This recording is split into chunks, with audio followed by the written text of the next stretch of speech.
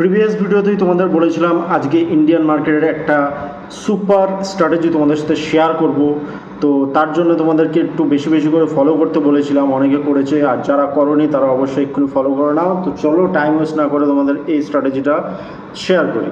চলো তোমাদের ট্রেডিং স্ক্রিনে নিয়ে যাই। তোমরা দেখতে পাচ্ছ এখান থেকে একটা lower support and upper resistance আছে, অ্যান্ড প্রিভিয়াস ডেতে একটা বাইং জোন তৈরি করে একটা আপসাইড মুভমেন্ট দিয়েছিল। তারপর ওখান থেকে একটা সেল সাইড তৈরি হয় বা প্রফিট বুকিংও তোমরা বলতে পারো, যেটা জিগজ্যাগ মোমেন্ট দিয়ে তৈরি হয়। আর এখানটায় এসে একটা সাপোর্ট তৈরি করে একদম লোয়ার সাপোর্টে, আমি যেটা ইন্টারনাল সাপোর্ট সেখান থেকে আমি একটা বাই প্লেস করি, অ্যান্ড আপার রেজিস্ট্যান্সে একটা সেল মানে টার্গেট যেটাকেও আমরা বলতে পারি সেটা প্লেস করি। অ্যান্ড তোমরা দেখতে পাচ্ছ একটা ট্রেন্ড লাইন যে ব্রেকআউটটা দিয়ে, ঠিক আছে, ট্রেন্ড লাইনটাকে সাপোর্ট নিয়ে, সরি ব্রেকআউট না, সাপোর্ট নিয়ে আমার টার্গেটটাকে হিট করে। অ্যান্ড দেন এখান থেকে আবার একটা সেল সাইড মার্কেট একটা সেল সাইড এন্ট্রি নিচ্ছে।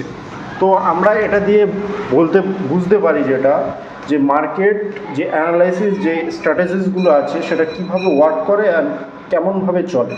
তো তোমরাও যদি স্ট্র্যাটেজিস অ্যান্ড ব্যাক হ্যান্ডের টেস্ট করে আমার সাথে জুড়তে চাও তো প্লিজ ফলো করো। আমি অনেক এরকম আরও ডিটেলস জানবো যেগুলো আরও ভালো করে তোমাদের হেল্প করবে। মার্কেট সবটাই টেকনিক্যাল অ্যানালাইসিস এমনটা না, মার্কেট এক্সপিরিয়েন্সের ওপর চলে, অ্যান্ড সেই এক্সপিরিয়েন্সটা আমি তোমাদের গাইড করব। তোমরা আমাদের ট্রেড দেখে বুঝতে পারবে নিজের ভুলগুলো কোথায় হচ্ছে বা আমি কোথায় কোথায় ভুল করছি। তো আমাকে ফলো করে নাও আর প্লিজ সাপোর্ট করো। হ্যাঁ, তো আর একটা জিনিস, আমার চলছিল বিটিসিতেও একটা ট্রেড, যেখান থেকে তোমাদের আগের দিন আমি প্রিভিয়াস দিয়ে দেখিয়েছিলাম, একটু বড় করে নিই, যে এখান থেকে একটা সেল সাইড এন্ট্রি আমি নিয়েছিলাম এরকম একটা পজিশান থেকে।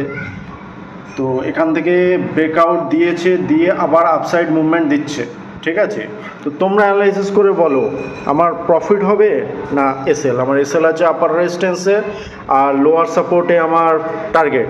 আমার যতদূর এক্সপিরিয়েন্স আছে এই অবধি, তো এখান থেকেও একটা এন্ডোর্সমেন্ট হয়ে সেল সাইড এন্ট্রি হতে পারে, কিন্তু অলদো মার্কেট চলে মার্কেটের মতো, লস আমারও হতে পারে, লস সবার হতে পারে, কিন্তু আমার লস হলে আমি শিখি সেই লসটা কেন হচ্ছে।